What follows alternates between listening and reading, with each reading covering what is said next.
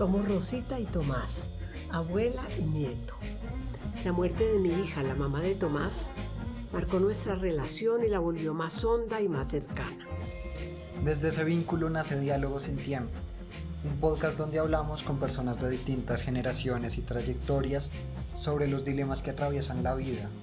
Exploramos lo valioso y lo difícil del amor, la fama, la vejez, la muerte y de muchas otras tensiones que nos inquietan.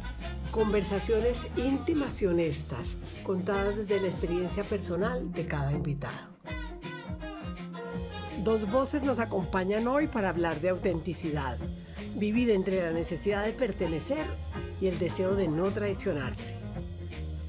Jaime Monsalve, periodista cultural y melómano manizaleño, tiene una trayectoria destacada en la prensa, la crítica musical y la radio pública.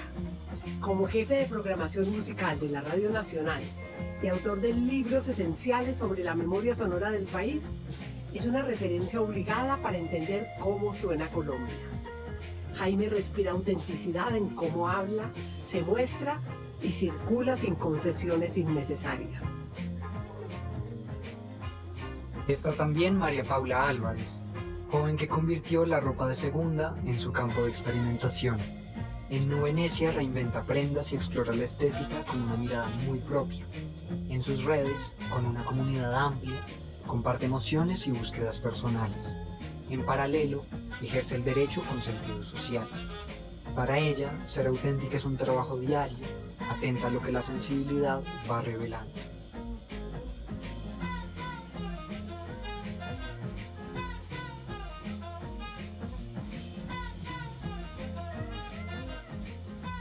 Hoy vamos a hablar sobre la tensión que existe entre seguir el impulso propio y adaptarse a lo que el mundo nos pide.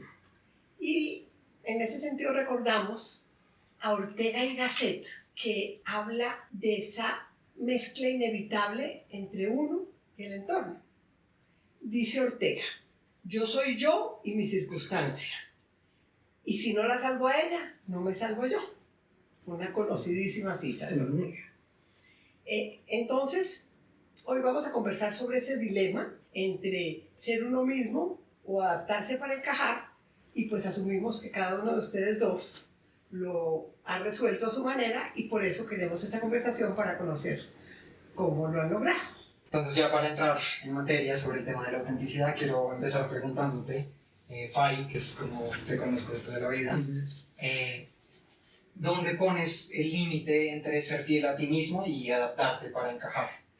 Carambas, yo creo que me ha ayudado profesionalmente, socialmente, el hecho de tratar de andar por la vida sin máscaras.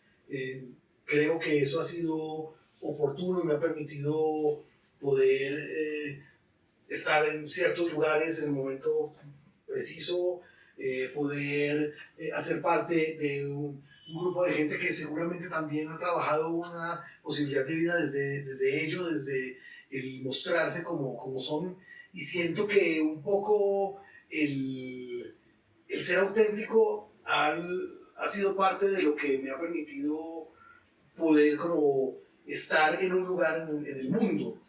Yo siento que he sido afortunado, por ejemplo, en mi vida laboral, pero de alguna manera tiene que ver un poco con lo que yo ofrezco como profesional y como persona, y eso tiene que ver también con unas búsquedas muy personales, con situaciones que no me enseñaron en la universidad, digamos, tal vez la familia y tal vez los propios amigos también, pero sobre todo un instinto o unos impulsos que he seguido medianamente y que creo que me han logrado llevar hasta donde estoy, bien o mal, pero pues la gente que sabe quién soy sabe también cómo soy. Y saben a qué atenerse. Si ustedes ya tenían más o menos un libreto y esperaban algo de mí, vamos a ver si ese algo de más sale a lo largo del podcast. Sí, ya veremos.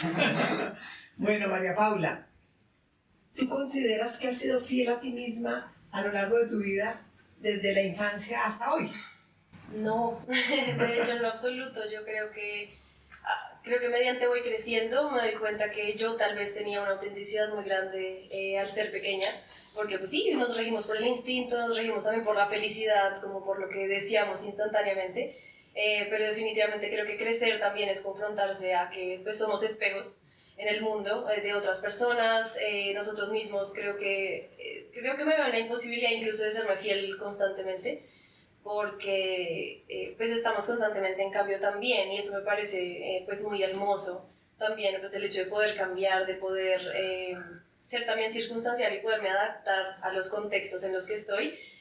Pero creo que algo muy importante y que he tratado de mantener es al menos ser coherente. No siempre voy a ser quien yo creo, porque tampoco creo que tenga eso como una ciencia ya descubierta al 100%. Creo que tal vez ahora en mi vida sí me siento cada vez más fiel, pero creo que un momento de mucha... Pues la adolescencia es muy confusa, muy ambigua, también uno se adapta tanto, uno se acomoda tanto a lo que hay. ¿Qué es lo que quiere ver de mí esta otra persona o estas otras gentes con las que me relaciono? Que pues se puede perder muy fácilmente la noción de quién es uno. Entonces creo que ahora estoy llegando un poco más a ello, pero definitivamente es un trabajo constante que pues creo que por muchos años de mi vida había perdido. Ah, pero bueno, Sí. chévere que estés en este reencuentro. Jaime, tú creciste en un ambiente manizaleño, en un entorno manizaleño que conozco bien, Seguro. marcado por formas y tradiciones. ¿Existe la posibilidad de que esas reglas conservadoras que imperaban en Manizales te hayan empujado a ajustarte a lo que deberías ser, o te dieron la libertad de ser tú mismo?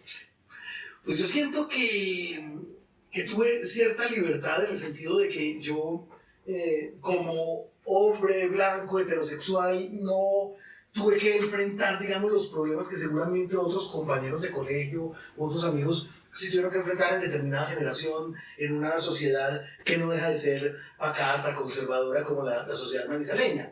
Yo en mi infancia fui un niño muy inquieto, eso sí puedo decirlo, muy interesado, por ejemplo. Yo era canzón y yo hablaba en clase, tiraba papelitos y me dedicaba a dibujar en los cuadernos.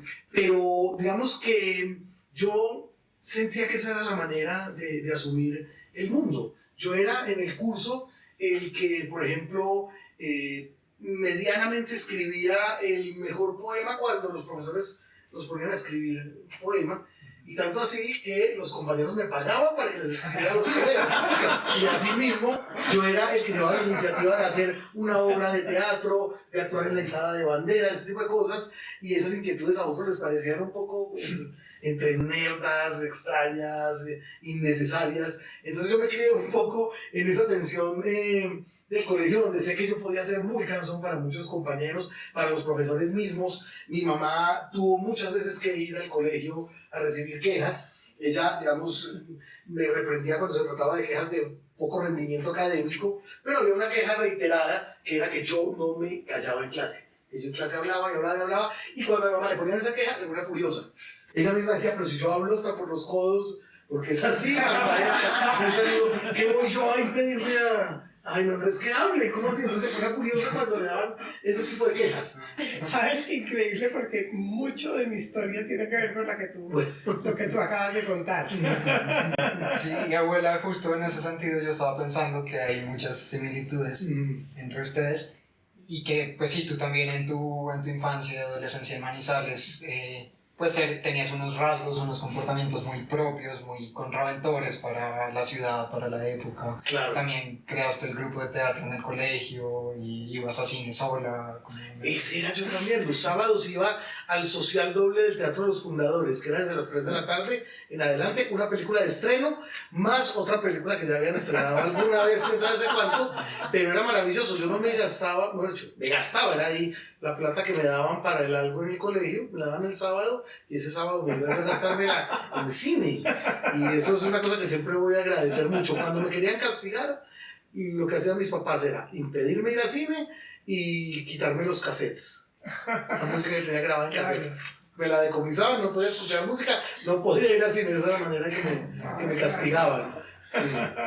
Pero abuela, pensando en estos aspectos contraventores, ¿Sientes que ya de adulta, pues habiéndote mudado a Bogotá y habitando otros espacios, tuviste que dejar atrás alguno de esos rasgos para adaptarte y encajar con los demás? Bueno, sí, sí, sí, eso es inevitable. En la adolescencia, sobre todo con uniforme de colegio, como tú dices, yo me iba a Chile, a Cine Sola, y Jaime sabe lo que significaba el Teatro Manizales, que quedaba frente al mercado de la ciudad con cafetines en uniforme de colegio. Pues me tocó lidiar todas las circunstancias que tiene una niña de 15, 16, 17 años, que además hacía sufrir a mamá como tú no te imaginas. Entraba a los cafés.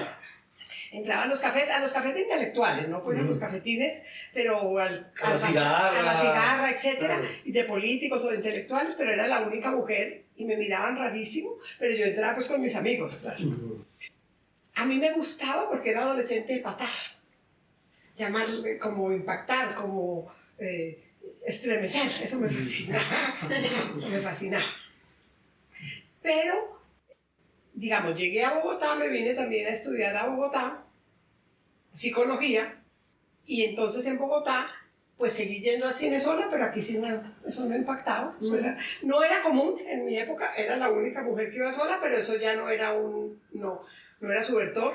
Seguí yendo al automático, era una conductoria habitual, pero era en ese entonces, es que estamos hablando de los 70, era la única mujer junto con ocasionalmente Lucy Tejada, que venía de Cali, o Elisa Busting, que a veces entraba, y no más, éramos las únicas mujeres, pero yo tenía pues ahí el grupo de amigos de mucho mayores que yo en ese entonces, pero que me encantaban, ahí no impactaba. Pero de pronto empecé ya a trabajar, entré a trabajar o en universidades o con el Estado, y ya me tocó empezar a conductar, o me tocó empezar, no,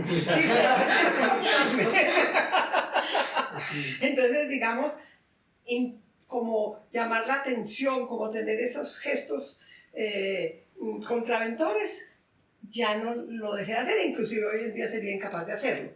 Seguí siendo muy yo, eso sí, es decir, vistiéndome nada convencional.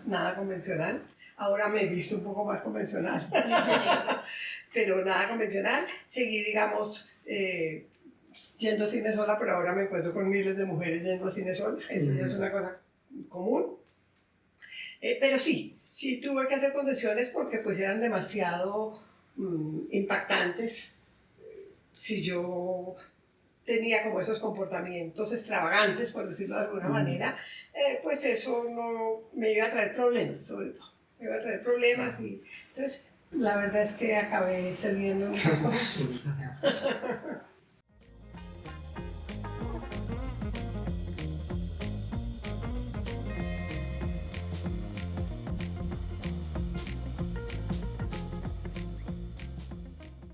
Tanto tú como Tomás han crecido en tiempos en donde las identidades se arman de muchas piezas, por ejemplo, lo íntimo compartido, lo digital,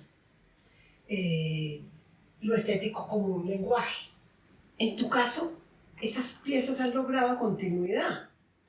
¿O a veces han chocado entre sí y te ha tocado negociar? Me ha tocado negociar bastante y eso es muy interesante porque yo también soy artista, entonces bueno, soy abogada y mi trabajo requiere ayudar a gente, pero pues son trabajos que tienen pues su monotonía, pero pues el arte sí conlleva hacer concesiones también estéticas justamente, como al fin y al cabo, y también tiene muchas pretensiones y muchas imposiciones al mismo tiempo, entonces eso ha sido pues también muy interesante porque pues sí, poder como al fin y al cabo también entender que había algo que tal vez no me gustaba tanto y cambiarlo y tener la posibilidad de hacerlo. Obviamente también hay mucha autoexigencia ahí adentro, pero pues poderlo hacer ha sido también pues increíble. O sea, siento que también por eso mismo yo modifico prendas de segunda y también pues creo algunas prendas desde cero, pero a mí por lo menos no me gusta que ninguna prenda se vea igual, nunca. O sea, como que realmente me niego a Y lo que que sea de muestras eso. todo es Exacto, distinto. exacto. Y Sí, como que creo bellísimo, que además, eso es es lo que lo hace muchísimo, importante. O sea, porque muchas marcas Muchísimo. tú ves que venden, te vas a sentir única y vas a encontrar tu mejor versión y es como así. O sea, como que, ¿a qué te refieres con eso? Porque pues en realidad como que lo importante también, por ejemplo, para mí de hacer arte es que sea algo... no imprescindible, pero como algo único, algo que realmente la gente se pueda identificar y que al mismo tiempo sepa que realmente no va a haber algo igual, porque así al fin y al cabo somos todos, ¿no? Como que estamos obviamente en esta colectividad y hay que adaptarnos y hay que hablar con el entorno muchísimo, muchísimo, muchísimo. Eso es lo que nos mantiene, o sea, como nuevamente también somos espejos, creo que somos también porque el otro existe. Y pues eso también hace que el arte al mismo tiempo tenga sentido porque hay otros seres que lo ven y porque hay otros seres distintos a los que les llega una prenda que, por ejemplo, a mí, me acuerdo alguna vez que yo hice una prenda que para mí era horrible. De verdad, la prenda más inmunda. Yo dije, no, pues es que nadie se va a poner eso, nadie va a pagar, yo te la regalo, te doy un peso, págame por eso, de verdad. Y alguien la vio y fue...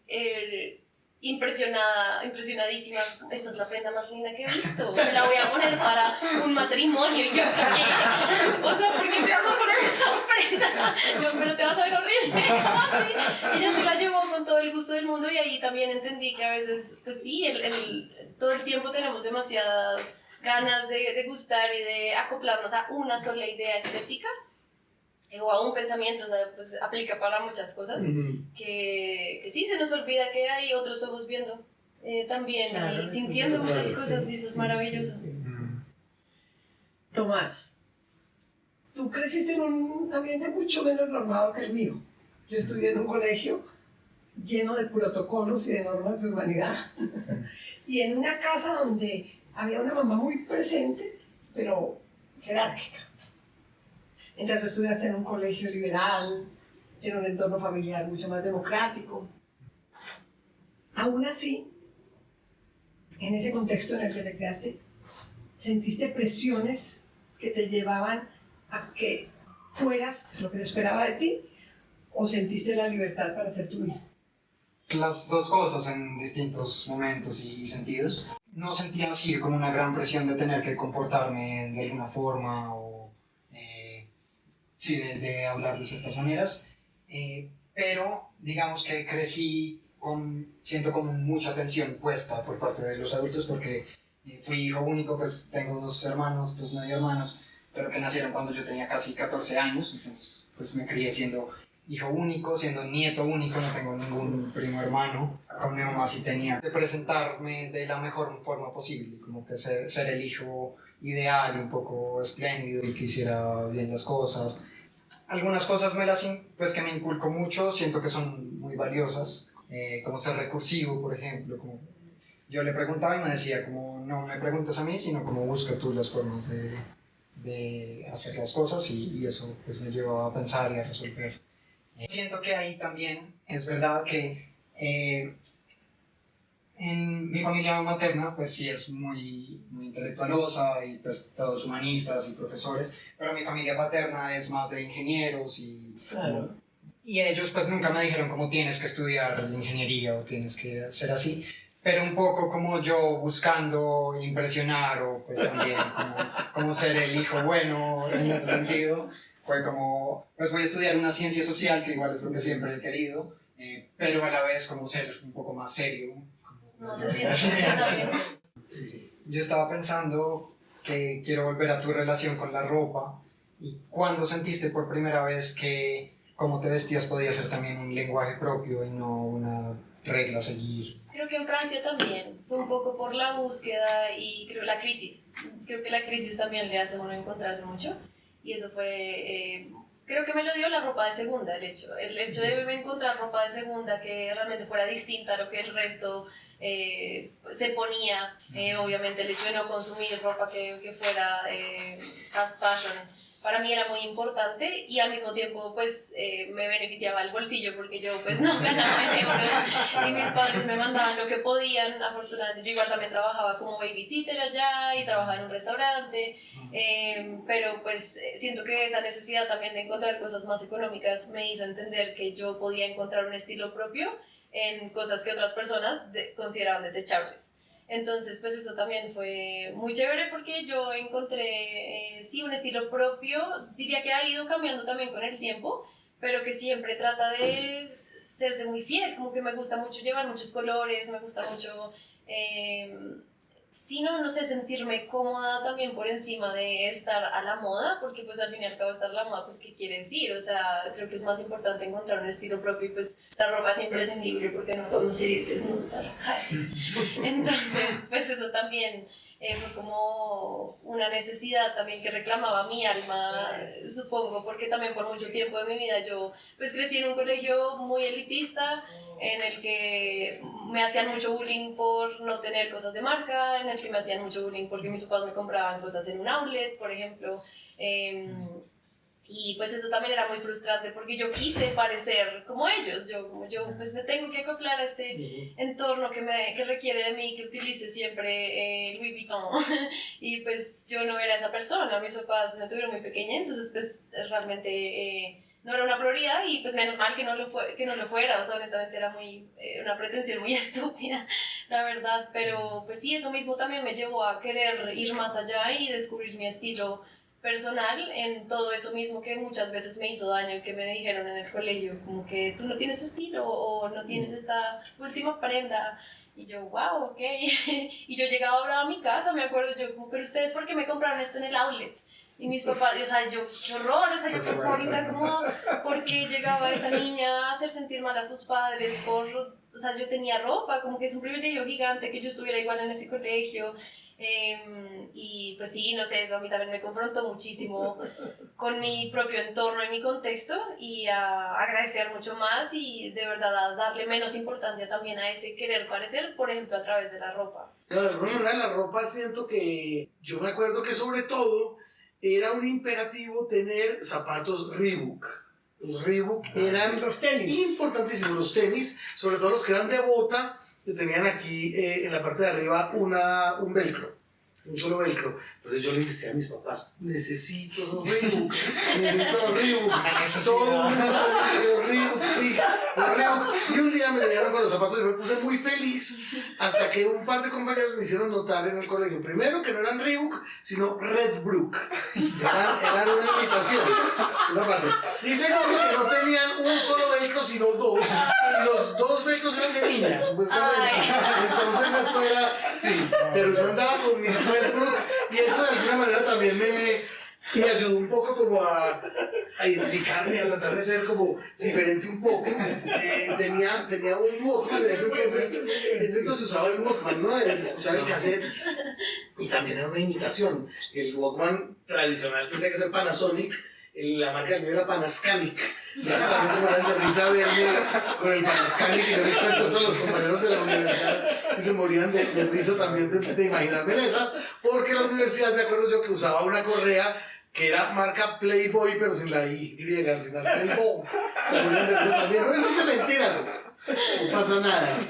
Y me acuerdo yo también que alguna vez vi en Pereira, creo que los compramos, unos Converse que eran la bandera de Estados Unidos, todos los Converse. Aquí eran los laterales, las estrellas, y las barras eran todo el zapato. Los zapatos, las barras, zapatos feísimos, pero me encantaron. Y fregué y me compraron los barracos Converse.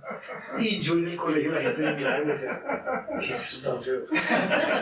Y me iba feliz con mis Converse. Fari, pensando en todo esto, ¿sientes que no hacer concesiones a veces en la forma en que te vistes o como en costumbres paisas o en la música que escuchas, te ha generado tensiones en tu vida profesional o personal? Pues fíjate que hay una cosa que yo me digo a mí mismo y que la voy a contar, no sé, en algún trino en Twitter en 10 años cuando me jubile, y es que nunca tuve que ir a un lugar de trabajo en corbata, por ejemplo. Eso para mí es, eso ya hace feliz un poco mi vida profesional. Es uno de los asuntos que ha hecho que mi vida profesional sea feliz. Nunca haberme tenido que meter en un uniforme de esos, ahogado, asfixiado, y haber podido ser yo mismo en todos los lugares de trabajo donde he estado. En realidad no recuerdo haber tenido nunca algún tipo de depresión, como que todos entendieron que soy así, que es, digamos, mi diferencial en el mundo. De hecho, he visto de alguna manera con cierta suspicacia como otros compañeros de trabajo de repente llegan con una guayabera también. Porque esas tenemos. Que llegó la competencia, bueno, y a ponerme una más subida de tono sobre todo. Sí, no, yo creo que algún compañero de trabajo tuve que haberle visto alguna vez que se vistiera de una manera muy particular y yo dijera, entonces se puede. Y bueno, entonces se puede, es que algún día compré como mi primera guayabera, mi primera camisa con, no sé, parmesios, lo que sea, y que haya llegado al trabajo con la camisa y que la gente me haya dicho, oiga, buenísima, no sé qué, y eso de alguna manera también sí, me ha hecho reconocer un poquito en el gremio, en los trabajos donde estoy, siempre van a lavar que la camisa o que la camiseta, una curaduría que antes no me preocupaba. Yo cuando llegué de Manizales, aparte pues de los Redbrook y todo eso, yo llegué aquí con mi saco de lana y con mi mochila terciada muy manizaleño, y con acento obviamente mucho más marcado.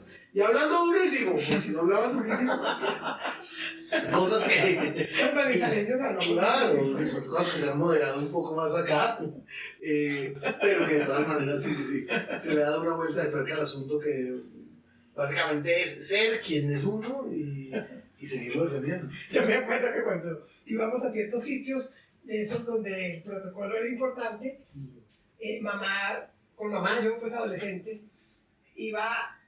mamá iba al baño y llegaba y decía, Rosita, hasta del baño, hasta estando en el baño se oye tu voz. Como que eso era gravísimo. Bueno, Jaime, te quiero preguntar algo que tiene que ver con tu ejercicio periodístico. Y es que en el periodismo cultural suele haber voces dominantes sobre qué valorar y qué no. ¿Ha habido ocasiones en las que te ha tocado ajustarte a esas expectativas o siempre has mantenido tu voz propia, aunque eso fuera incómodo en ciertos momentos?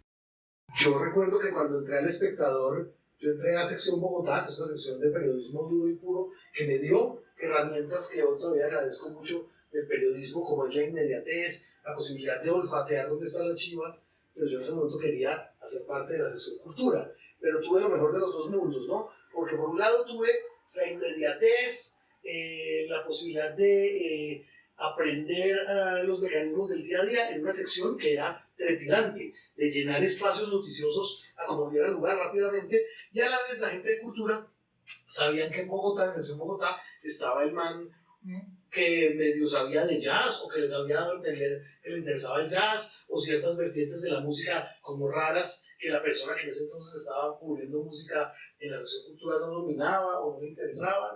Entonces cuando había festival de jazz me decían, acrediten a Monsalve. Y yo iba, veía los conciertos, entrevistaba a la gente y después, de manera muy abusiva, pienso yo, hacía críticas de los conciertos a mis 21 años. Yo leo esas críticas y digo, por Dios, ¿cómo me dan espacio para escribir estas barrabasadas? Yo agradezco mucho eso, pero leo esas columnas y me muero de la pena realmente.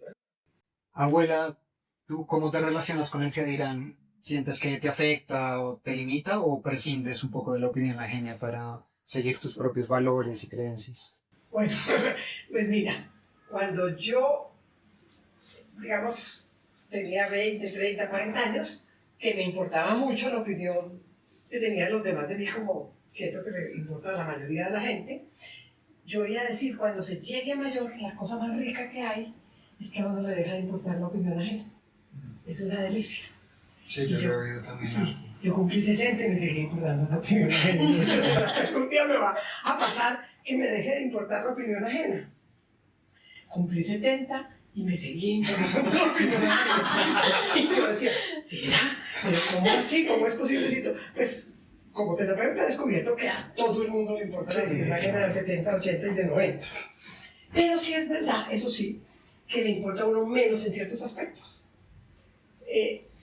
O sea, por ejemplo, yo antes tenía que ir vestida de cierta manera a cierto tipo de, con mi estilo, pero a cierto tipo de eventos, y si no podía ir de esa manera me sentía muy insegura. Ahora me importa un pepino cómo vaya vestida, un pepino.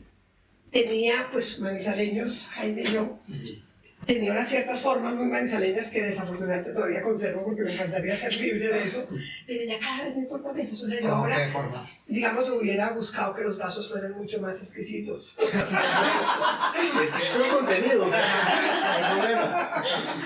Pero sí, ya no me importa. Pero sí me sigue importando el que dirán y pues me di cuenta que esa utopía de que uno, porque cada que se les pregunta a las personas mayores, dicen, no, es que nada me importa lo que los demás piensen, yo ya hago mi vida. Yo esperaba eso como un ideal. Y pues me importa mucho menos, pero todavía hay muchas cosas que me importan y que tengo en cuenta y que me cuido para que no generen cierto tipo de reacciones. Ya. Ana Paula, tú en redes sociales como influencer, ¿dónde sientes que termina la autenticidad y dónde empieza el personaje que se interpreta para conectar con la audiencia? Pues esa es una muy buena pregunta porque creo que el algoritmo y entenderlo requiere que tú entiendas que a la gente sí o sí le interesa ver algo súper rápido. Súper rápido, muy chistoso, como que seas lo más desgarradora posible, o sea, o que sea algo muy triste, o que sea algo demasiado interesante o chistoso nuevamente. Entonces también eso es muy triste porque yo creo que yo justamente pongo un límite ahí muy claro y es a mí no me interesa hacer contenido por el resto de la gente. O sea, como que si tú me quieres seguir está genial, pero definitivamente no me pongo ese límite de ay, voy a hacer solo contenido que dure un minuto o en el que yo me, no sé, exprese demasiado de quién soy o cosas muy personales de mi vida, porque creo que en algún momento sí lo hacía al comienzo cuando empecé a hacer videos. Pues fue muy emocionante, no voy a mentir, como empezar a tener mucho reconocimiento, ganar muchos seguidores. En algún momento yo cerré mi TikTok que tenía 400.000 seguidores. Pero porque 400.000. es que era muchísimo, o sea, para mí eso fue una locura, porque la gente, yo compartía mucho de mi vida, pero ese fue el problema, como que la gente, así como yo compartía, comentaba sobre mi vida, creía que me conocía, empezaron también a hacerme ciberbullying, porque yo hablaba de temas de feminismo. Entonces, creo que el algoritmo realmente es un lugar muy, muy preocupante en donde querer estar también, y por esa misma razón yo no crezco exponencialmente en mis seguidores porque no es algo que me interese, que en algún momento sí me interesó muchísimo y por eso hacía tanto contenido y era muy constante, pero ahora yo digo que es más importante para mí cuidar mi bienestar, cuidar también mi privacidad, cuidar quién soy y qué tanto quiero compartir. Creo que el algoritmo sí igual permite, y algo que he visto es que a la gente le gusta mucho la gente genuina. O sea, si a mí me siguen estas 26.000 personas que me siguen es porque también sé que se han quedado ahí, mucha gente me escribe y es como, oye, me has ayudado mucho a estos temas. Yo tengo trastorno límite de personalidad y tengo depresión crónica, y entonces pues sí, como que puedo ser una voz también para otras personas que tienen estos mismos diagnósticos, y más allá de hablar de un diagnóstico, pues unas personas que son sensibles ante el mundo, que se desmorona ante nuestros ojos también, porque pues hay muchas cosas aconteciendo muy tristes, muy fuertes, muy violentas, y creo que a mí no me gusta quedarme callada. A mí muchas veces, de hecho, llegaron algunos managers a mi cuenta como queremos representarte, pero necesitamos que tú trabajes con esta y esta empresa y que digas esto, y yo no quiero, o sea, como que yo no lo voy a hacer. Y me puedes dar todo el reconocimiento y la plata que tú quieras, pero pues a mí no me interesa. Tomás, voy a hacerte una pregunta que es muy directa y que quisiera que me la contestes con mucha honestidad como nos gusta a nosotros en estos diálogos. ¿Sientes una separación entre lo que eres y lo que quisieras ser? Yo estoy muy de acuerdo con Ortega y Gasset en esa frase que listé al principio de que uno es la circunstancia y al salvar la circunstancia uno pues queda bien. Digamos que yo en ciertos ámbitos o circunstancias donde de alguna forma tengo que ser un personaje o decir cosas que no pienso de todo o comportarme de una manera que no es fiel a mí mismo o a cómo me estoy sintiendo, igual me siento cómodo porque siento que estoy respondiendo pues a lo que se me pide y a las personas con las que estoy, a las relaciones que quiero mantener. Entonces me suelo sentir cómodo, digamos que adaptándome bastante a las situaciones. Sin embargo, pues sí hay ciertas cosas que, pues de mí mismo que querría cambiar, que querría hacer distinto, que en el día a día no me pesan, no es como una suerte de crisis identitaria que sienta, pero digamos, a veces me gustaría ser más fuerte o a veces me gustaría ser más puntual. A mí también. Me gustaría que fueras más puntual. O jugar mejor fútbol, como ser una versión de mí mismo mejor de la que soy, y siento que a veces puedo serlo y que quisiera serlo y que no del todo lo soy, pero como decía, en términos generales no siento que sea algo con lo que me sienta en crisis. Sí lo he sentido, digamos que yo he tenido una relación compleja con la marihuana y ahí sentía que como que siempre tenía esta idea en la cabeza de que podía tener una relación pues como rica con la marihuana y estar bien como muchos de mis amigos la tienen, pero pues la realidad y como los ciclos en los que me metían pues me demostraban a veces que no, y entonces yo sí, ahí sí sentía mucho más crisis de querer ser alguien que no del todo lograba hacer. En este momento pues siento que lo sé manejar con más conciencia y pues como más seguro de lo que sé que puedo o no puedo hacer. Entonces digamos que no me siento en ese punto de crisis, pero eso sí ha sido algo pues fuerte en mi vida que he experimentado. María Paula, ¿alguna vez en tu vida personal te sentiste fuera de lugar por no ser algo que los demás esperaban que fueras? Creo que sí, o sea, a veces me siento, sobre todo en mi familia, porque pues es una familia muy convencional, en la que creo yo, tal vez me equivoco, pero yo he tenido que acoplarme más a ellos, porque son todos mucho más similares y yo soy la distinta, pues para cuidarlos, también traicionarme un poco, ¿sí? O sea, me acuerdo, mi mamá hace siempre esta acotación y es que siente que yo no soy siempre la misma persona. Y pues yo en realidad al final pienso como que es claro, o sea, como es que yo no puedo ser siempre la misma persona que soy con mis amigos de la universidad, con mis amigos del trabajo, con ellos mismos, porque ellos mismos también ponen pues muchas condiciones a eso. Yo también fui hija única hasta los 14, bueno, hasta los 15, que tuve a mi hermanita, entonces tiene 11 años, así que eso también pone como un límite y un freno a mi expresión personal, por ejemplo, con respecto a mi orientación sexual, con respecto a muchas cosas que en realidad mis padres también lo han manifestado, como no estamos listos para estas conversaciones o preferiríamos que tú lucieras de una cierta forma, que estuvieras con un hombre, sería más fácil que estuvieras con una mujer, cuando estaba con una mujer pues de repente ha sido muy difícil. Y sí, como que yo igual tengo que acoplarme a sus reglas, porque pues es su casa, son sus pensamientos y yo también quiero cuidarlos y respetarlos como en la medida en la que es posible.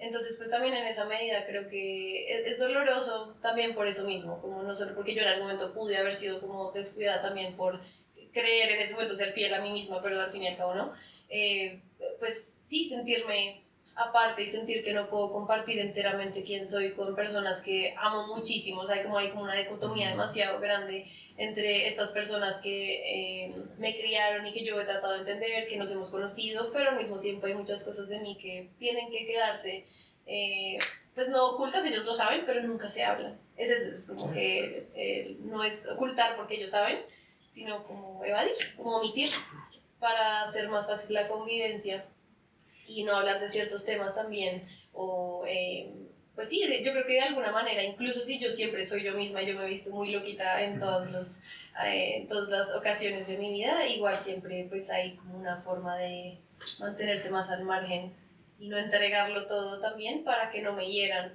porque pues sí, es más fácil a veces también de esa manera.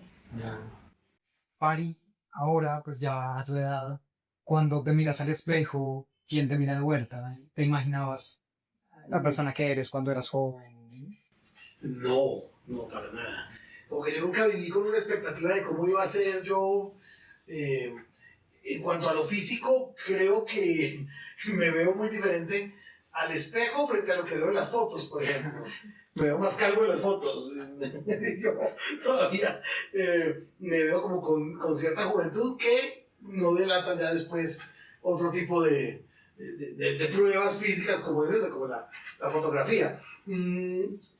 Pero nunca tuve como una expectativa de cómo iba a ser yo en unos años. Sí me había reflejado físicamente en mi padre y de hecho me dicen que me parezco mucho a mi papá, la manera en que empecé a perder el pelo es la misma manera en que empezó a perderlo él, que es desde aquí hacia allá, y en eso estoy, en ese proceso, y seguramente me voy a parecer mucho más a él, y en algún momento me voy a confundir viéndome en el espejo con él, lo cual pues es una cosa que celebro y que me va a dar mucha alegría, pues saber que voy a ser más parecido a mi papá de lo que yo pensaba en algún momento. Pero estoy tratando de sobrellevar una cantidad de asuntos físicos que el ego rechaza, pues como con dignidad, finalmente diciendo, hombre, pues ya estoy en más de la mitad de mi vida, ya me tocó ser quien soy, y así me han aceptado, así me han querido, así he tenido novias, esposa, y bueno, creo que es parte, digamos, de lo que ha sido mi evolución en la vida, en cosas muy mundanas como en el comer, en el beber, en el hecho de que yo también siento un poco que vine al mundo a tratar de disfrutarlo, a tratar de vivir lo mejor posible. Sí, lo disfruto. La paso muy bien. Hablando de tu juventud, y ya para ir cerrando, si tuvieras que decirle algo a ese joven que fuiste del que hablabas ahora, ¿qué significa ser uno mismo? ¿Qué le dirías hoy? Miren que hace poco un colega mío que es curador de la Fundación Gabo me mandó unos documentos. Él estaba hurgando en la documentación de la fundación. Yo he participado de 3 talleres de la fundación, me becaron 3 veces. Una de esas becas fue para un taller de crónica con Sergio Ramírez, el gran escritor nicaragüense. Vicepresidente de Nicaragua. Exactamente, sí. Poeta, ¿no? Poeta, además, un gran literato, Castigo Divino. En Barranquilla fue ese taller. Yo me acuerdo que las aplicaciones para la fundación no era, yo quiero participar, no, ellos le ponían a uno a escribir una cuartilla diciendo quién era uno y qué esperaba de la vida y qué esperaba del taller. Entonces, el tipo estaba como buscando una documentación vieja de la fundación y se encontró con una aplicación mía, seguramente del año 96, 97, para este taller que fue el segundo que tomé con la Fundación Gabo. Yo lo leo y es una cosa increíble porque es un niño periodista que no ha llegado a los 30 todavía, diciendo que se quiere especializar en música, que tiene la intención de escribir tal libro, y yo digo, hijo de madre, no me traicioné. Y es una de las cosas que a mí me ha dado mucha alegría reconocerlo, sobre todo en esa prueba. Cuando él me mandó esa carta dije, no puede ser, es increíble, ese muchachito pensaba como yo. Por supuesto yo he evolucionado, no soy el mismo, y además pues con asuntos que también tienen que ver con la edad. Yo trato de ser el mismo, pero también tengo una cantidad de neurastenias muy acordes con mi edad, y cada vez me gusta más estar replegado, cada vez me gusta más mi soledad. Siempre he disfrutado mucho de mi soledad, he vivido muchas temporadas en pareja, pero también cuando he vivido solo no he tenido ningún tipo de asomo de trágico ni nada de eso. La soledad la vivo muy bien. Y yo leo el documento que él mandó y digo, y se lo puedo decir a ese niño, no te traicionaste y lo celebro, te celebro eso. Chévere. O sea, ¿qué le dirías a ese joven que sigue por ahí, sigue por ahí es la cosa. Qué chévere. Chévere. Y bueno, Ana Paula, para terminar, en un video que publicaste hace no mucho, dijiste, cito: últimamente he entrado mucho en conversación conmigo misma porque he entendido que la autenticidad es la clave para llegar más a la gente. Después de lo que hemos conversado hoy acá, ¿qué idea te queda rondando sobre lo que significa ser auténtica en este momento de tu vida? Pues creo que justo hace un segundo, no sé cuál habría sido mi respuesta, pero definitivamente me hizo querer llorar lo que acabas de decir porque creo que me puse muy sentimental. Pero me alegraría mucho llegar a un punto en mi vida en el que, pues sí, yo haya sido consecuente con quien soy. Como que realmente esa es la idea, o sea, como que no mentirme, ¿sí? Como que al fin y al cabo yo estoy dispuesta a acoplarme porque creo que amar y vivir en sociedad y amar gente y como que requiere que te acoples, requiere que te adaptes, pero me gustaría verme a mí en muchos años y poder decir que pues perseguí como esa idea de alguna manera. Bueno, para cerrar, yo traje una cita que siento que casa muy bien con lo que dejaron ustedes, que me parece muy lindo. Es una cita de Brené Brown, una persona que se ha vuelto un referente contemporáneo en psicología social e investigación, que escribió en su libro Los dones de la imperfección: la autenticidad es una práctica diaria de dejar ir a quien creemos que deberíamos ser y abrazar a quien somos. Bellísimo. Hermoso. Tal cual. Esto fue Diálogo sin Tiempo, un video podcast que se publica quincenalmente los jueves. Si este espacio te resuena, suscríbete y acompáñanos. El próximo episodio, Luces y sombras de ser hombre y ser mujer, sale el jueves 2 de marzo. Te esperamos. Somos Rosita Jaramillo Y Tomás Rodríguez.